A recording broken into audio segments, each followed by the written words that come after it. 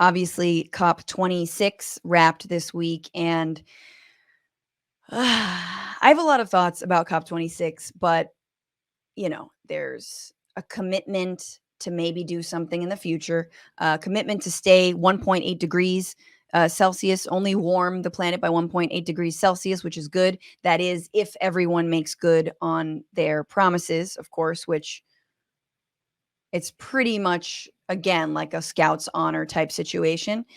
And, China and the United States have been coming to the table to talk, which is actually really good.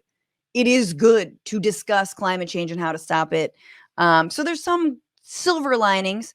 For the first time, swear to God, first time, these agreements include the words fossil fuels, which has never been done before. It's like, well, climate change is happening. It's happening to us. We have no idea why. We don't have anything to do with it. Doopy-doo. So finally they're talking about fossil fuels.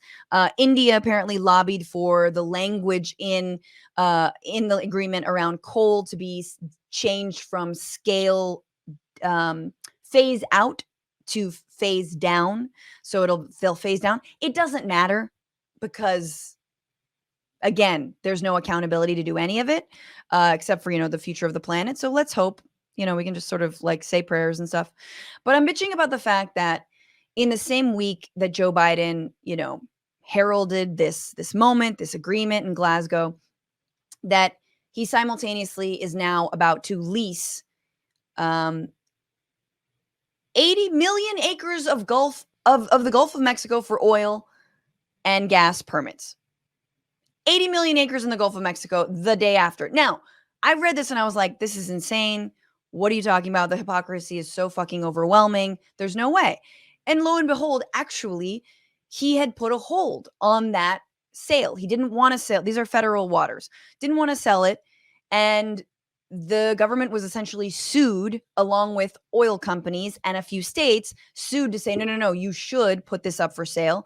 And instead of fighting that lawsuit, the courts ruled against the government, and instead of fighting it and not complying, Biden's basically like, okay, fine. And this has been called by environmental groups, if we develop these waters and extract oil, a carbon bomb. Fun, right? And so, according to some, he can use executive authority to basically say no. He can fight it. He can appeal. But instead, he's not. He's allowing it to go forward, I believe, in the first of next year. That's at the same time that he's banning drilling around the Chaco Canyon, which is a UNESCO World Heritage Site in northwestern New Mexico. So that's great, and that's going to get the headline, and, people are going to talk about that. But you're giving with one hand and taking with the other. We are just a self-defeating situation. And we've talked about this on other shows, right? That Biden has said, look, we want to move to renewables, but we can't yet.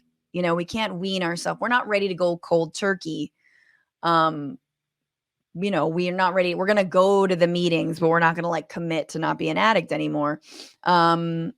And honestly, I have way more sympathy for addicts than I do for fucking Joe Biden and the fossil fuel industry. So that shit's way harder than just getting off of goddamn fossil fuels.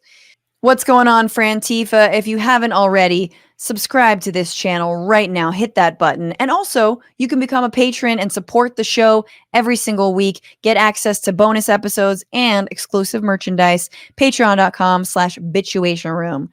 Do